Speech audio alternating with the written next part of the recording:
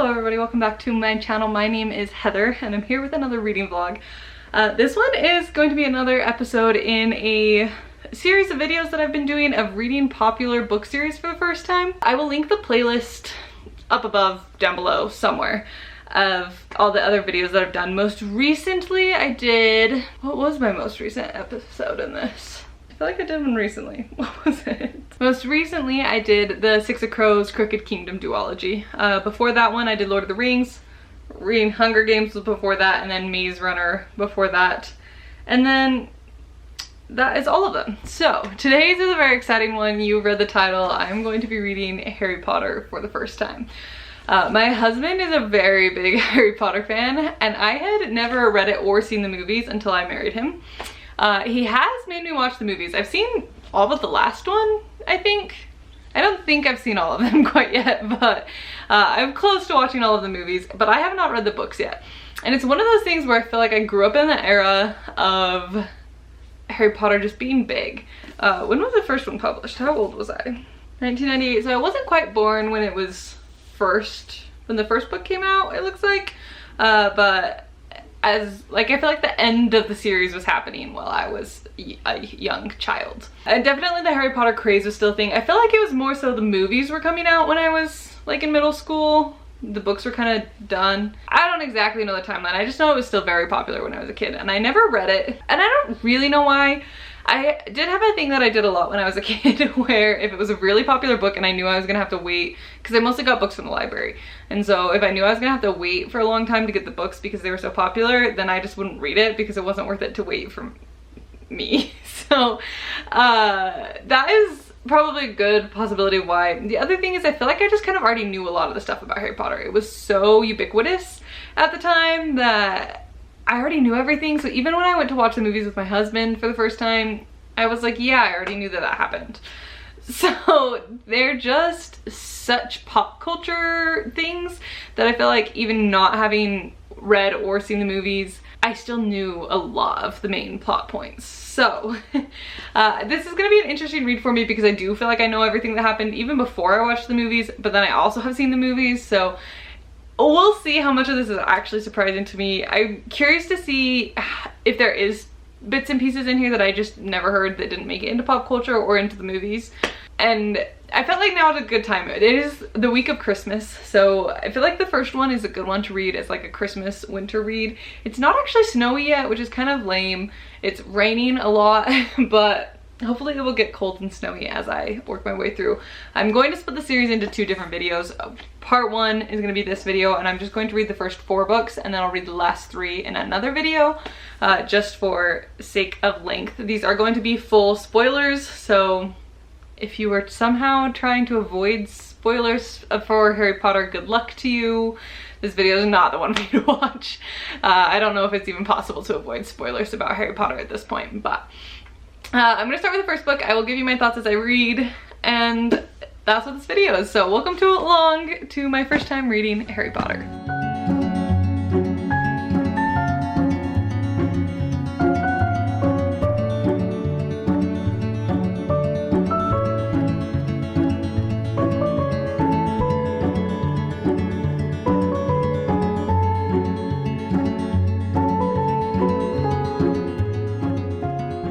Really quickly, I wanted to update this Harry Potter video. Please ignore the stacks of books. I just finished filming my 2025 reading recap wrap-up video, but I thought I'd check in with you. I'm about halfway through Harry Potter. I'm enjoying it. I'm on page 180. I'm on chapter 11, so I might actually be more than halfway.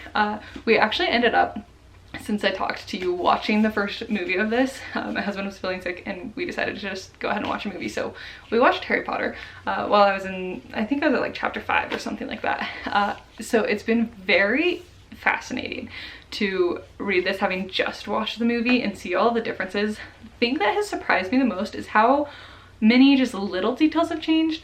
Specifically things where there's lines that are the same, like dialogue, but a different person says it. So curious about how they made the decisions on what to change and what to keep the same.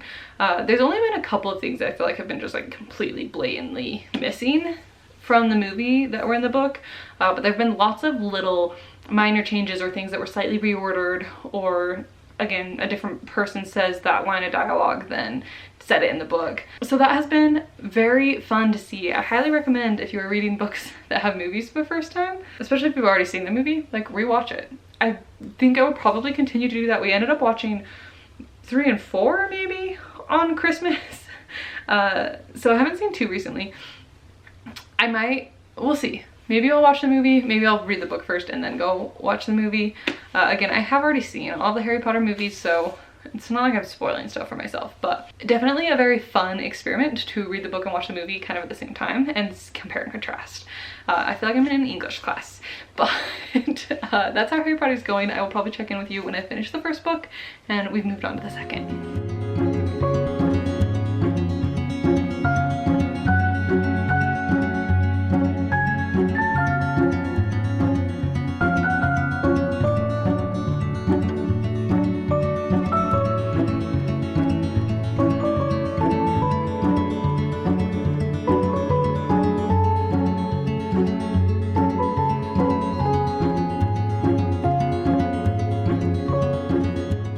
Let's update this video. I finished the first book of Harry Potter.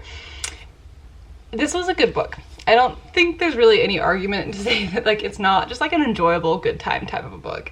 I'm giving it 4 stars. I am slightly at a disadvantage having read it and knowing so much of what goes on in this book. That being said, I feel like it diverged from the movie more and more as I got further through the book. So there were some parts in here that weren't in the movie at all, and haven't really made it into like pop culture. I had a lot of fun trying to pick up on all the differences between the book and the movie. I think that was the most enjoyable part for me, honestly. It was just doing a compare and contrast. There was only a couple of scenes where I felt like the whole scene was missing from the movie. There's a part where Draco challenges Harry Potter to a like duel and then just doesn't show up, which is interesting. I also thought it was very interesting that they completely cut the Peeves character. Fascinating to me. There was also just like some minor details that they changed, which was really where most of the changes were in things where I was just like, why did they bother to change that? Like, I don't understand. Things like them finding out about Nicholas Flamel from the Chocolate Frog cards. Like, why did we feel the need to change that? Nicholas Flamel has a wife in the book. They never mention it in the movies. So things like that were very interesting to try and pick up on the small differences. But overall, I had a good time. I don't think that this is like the most phenomenal writing I've ever read, but it's good. It feels like reading like a classic. Something like when I read Alice's Adventures in Wonderland. I didn't necessarily overly love the books, but it just... You're seeing something that has led to such a huge pop culture moment that it feels almost better because it has led to so many things. If that makes sense to you. I don't know. But first one is done. I have started the second book. I am 86 pages through. Honestly, I'm feeling like I don't have that many thoughts so far, so I'm a little nervous about how this video is going to go. I feel like these are just quick little reads and there's not that many things to talk about with them, but maybe that'll change as we get into some of the further books where things get a little heavier. So far we have gone through all of the flying car, rescued him from the Dursleys, and then take the flying car to Hogwarts in this book. We are now on their like first day, about to meet their new Defense Against the Dark Arts teacher. What I want to know is why did we just like create this position that they cannot keep a teacher in just to like rotate characters out? Like, what? It feels so weird to me that we're just like get a new Defense Against the Dark Arts teacher every year. Why? Anyways, really not all that much has happened. So we'll see. I feel like characters just don't feel totally developed in these books. Like, I'm not really committed to or attached to any of these characters. It just like they're just there and I'm just reading about them and that's kind of it. So I think that that's my biggest downside on these, is they're just very superficial. I don't feel like we've gotten a lot of depth in some of the characters yet, which makes it interesting to me that I feel like some people are so obsessed with some of the characters. But again, maybe I just need to get further into when we start getting into some of the more like deep, darker plots, and when we're still in just like fun mode, they feel very surface level to me. But I'm gonna go keep reading this book. Hopefully I have some more thoughts for you at some point. I haven't watched this movie recently, so I'm not able to do quite the compare and contrast. Maybe at some point me and my husband need to watch it, but it's Monday. I don't think we're getting to that anytime before the weekend, so I might just be watching the movie after I read the book, and we'll see which one I like more. Anyways, on to book 2. I will update you when I have some more thoughts.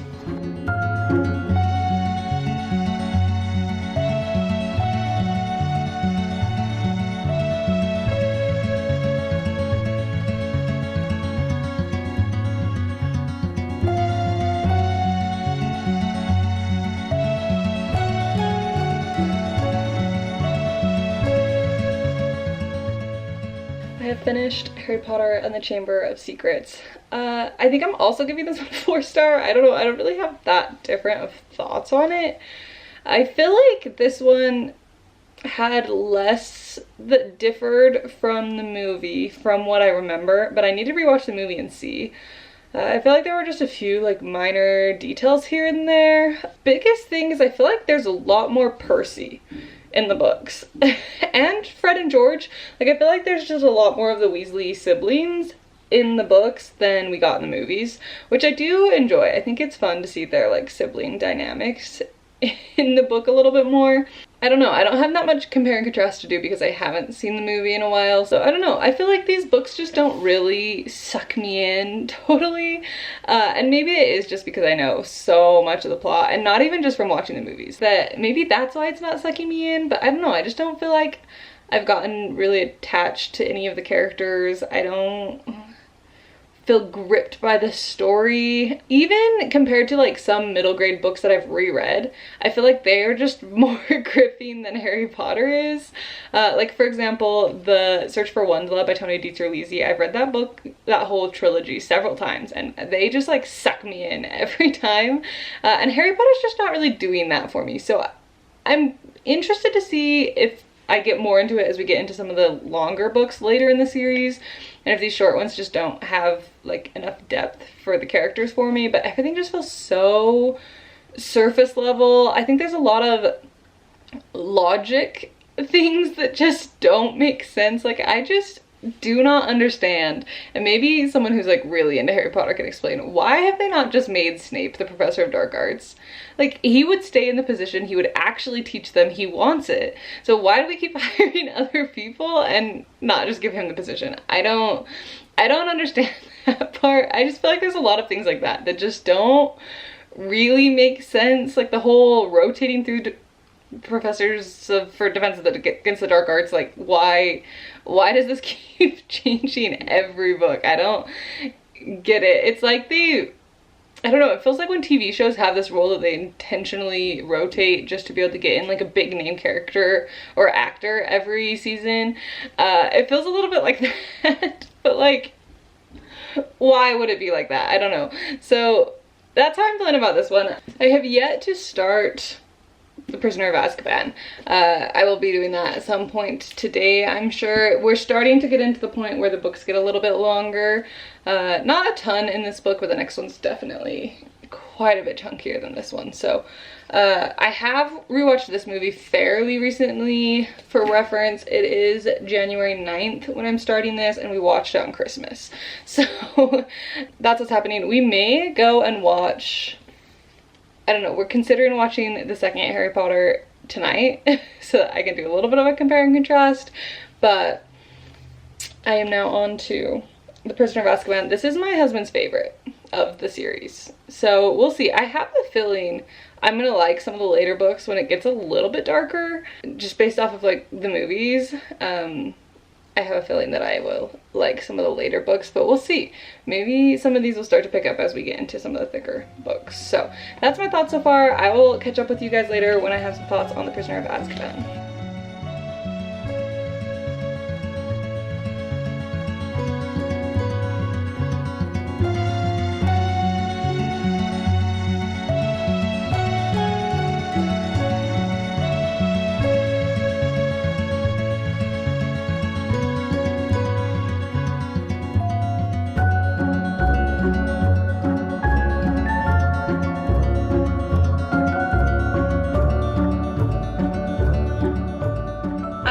finished Harry Potter and the Prisoner of Azkaban. I think I'm just sticking with the 4-star rating. I've yet to be really wowed by any of these to go any higher than that, but like, they're solid. I'm having a fun time, so I don't really feel the need to go lower, but I am enjoying myself. I have noticed in these books, one observation I don't think I've said yet, that she really spends a lot of time recapping. Like, she very much so has written these with the expectation that you've, like, as though she is expecting you to have taken long breaks in between reading the books. Even like the amount of times it has explained how Quidditch works is getting a little annoying. Like, every single book has given you a detailed explanation on who the players are and what their jobs are and what each of the balls is for and things like that. And it's like, okay, we have read 3 books in the series now. If she feels the need to keep explaining Quidditch, I'm gonna be a little annoyed. So just stuff like that I feel like she keeps really explaining, but it's not like she's giving us any new information, but it's almost the exact same explanation that it was in the previous book, so it's not like just like a quick summary. And maybe it wouldn't be so noticeable if I wasn't reading them all back to back, but I don't know. I feel like it's a little heavy-handed even for just like what is normal in a series. Sometimes I feel like it is helpful to have like a, oh yeah, I remember reading book 4 and that happened in book 1 and I need a little bit of a reminder of what happened. But just in general, I feel like that's one of those weird things when you write books. They obviously come out spread apart, but eventually people are going to start reading them much closer together. And so, I don't know. There's a balance between the recaps. I will say this book differs significantly from the movie in some parts. I was noticing a lot more large changes. Really, most of it is just details. Like, you're still hitting the same basic plot points, but there are quite a few things that are different. Mostly in that you can see that they started having to really cut things from the books in order to keep the movies a normal movie length. I was very interested to see how much of a trial there is for the, what is it called, a hippogriffin, something like that, for Buckbeak. There is quite a trial, and then they do like an appeal, and there's like this whole thing, which that surprised me a little bit. I also feel like the book does a better job of explaining why Hermione doesn't continue to have the time turner. I think you see her being overwhelmed by her coursework a lot more in the book, and it makes a lot more sense why she would turn it back in and decide not to do that again. And you get a far more thorough story out of Sirius Black and Lupin about stuff. It's like, I don't know, a lot of it feels like potentially they filmed some of this stuff and then just maybe cut it out as they were doing like the editing of it. I don't know, but I am having a good time with these books. They're not like the most amazing thing I've ever read, but they're enjoyable. I feel like the last little bit of this book really did pick up, and I got a little more into it. Again, I just feel like a lot of characters just aren't overly in depth, but I feel like it's potentially going to get a bit better. Also, can I just say, Harry and Ron and Hermione are kind of mean. Like, they're really quite rude. Especially how they treat Neville. Like, they're not nice. I feel like there's one other thing that happened that I was just like, seriously, you guys, you're so rude. So I don't know, that's, I mean, like, they're not great in the movie either, but I don't know, it just feels a little more blatant when you're actually hearing their thoughts about like, oh, I finally got rid of Neville. And you're like, oh, okay. Yeah, so interesting things to see what they changed. But I am now on to book 4, and that's going to be the last one in this video. So I'm going to go read book 4, I will update you on my thoughts, and then we'll wrap this video up.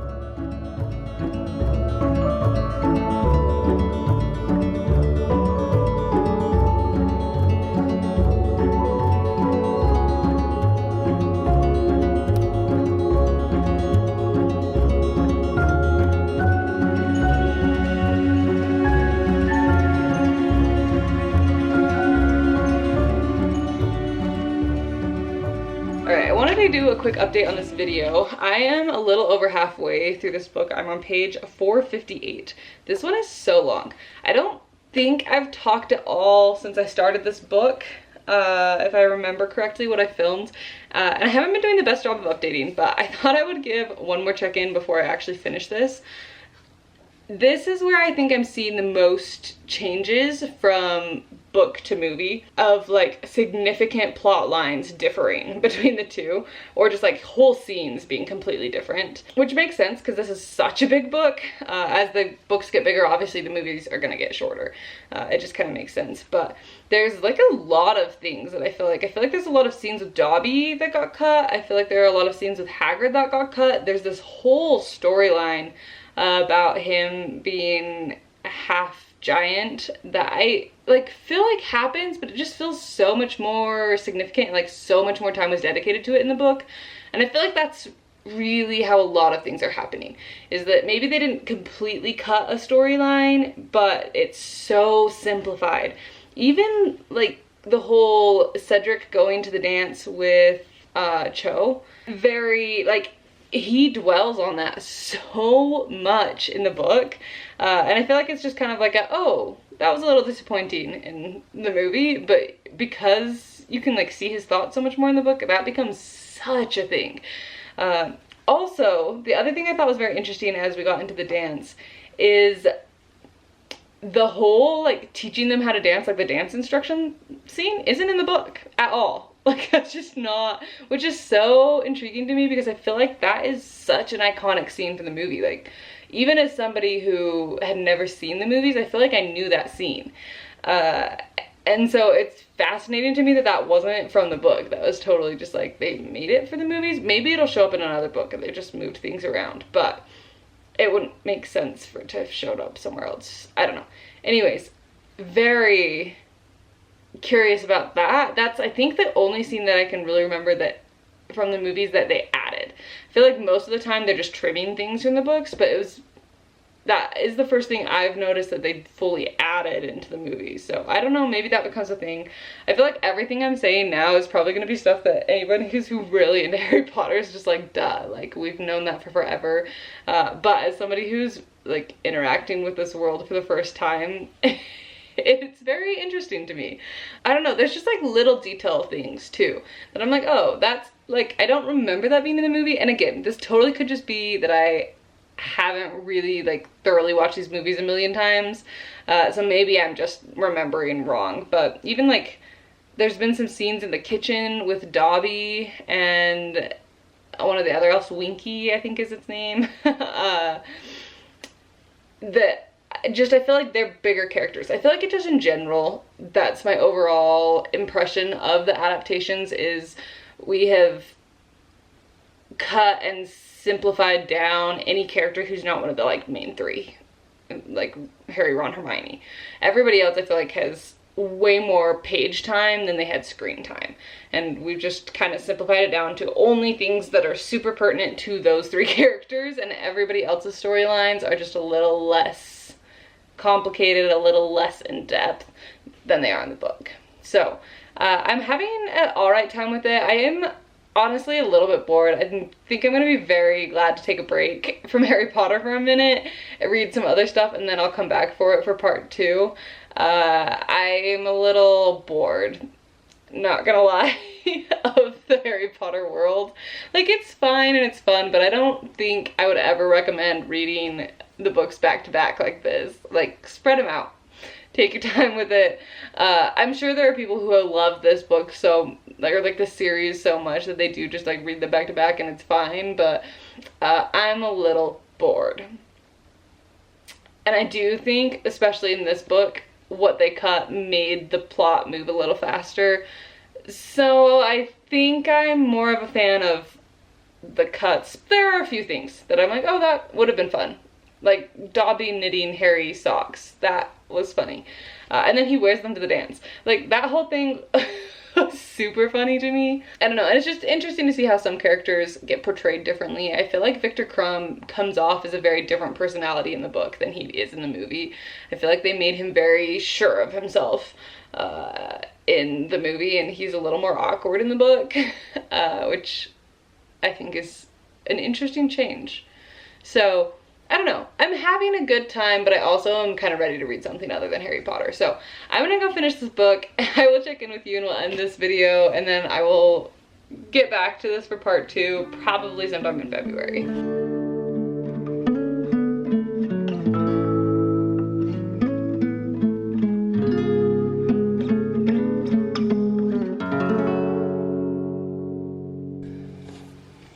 Finished Harry Potter and the Goblet of Fire, which means we're to the end of this video. But first, my thoughts on this book. I don't really know that I have a lot more. I feel like the second part of this matches pretty close with what I remember of the movie, except for the like things that he comes along or across in the maze were all very different. I feel like they completely changed the stuff that he has to deal with in the maze of the last challenge.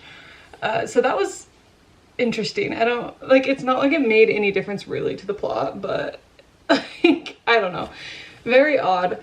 I also feel like one thing that I think was done kind of differently just throughout the whole book is you see Ron and Hermione, like hints of their future relationship a lot more in the book than I feel like you did in the movie. Like in the movie, they truly just seem like friends.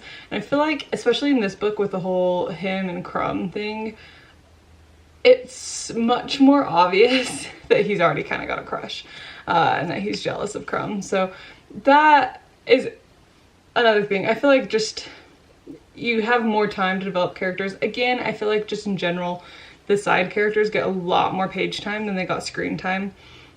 I also found it interesting that in this, or in the book, when he figures out that Moody isn't Moody and all of that, he just comes out and tells him. It's not like Harry Potter figures it out.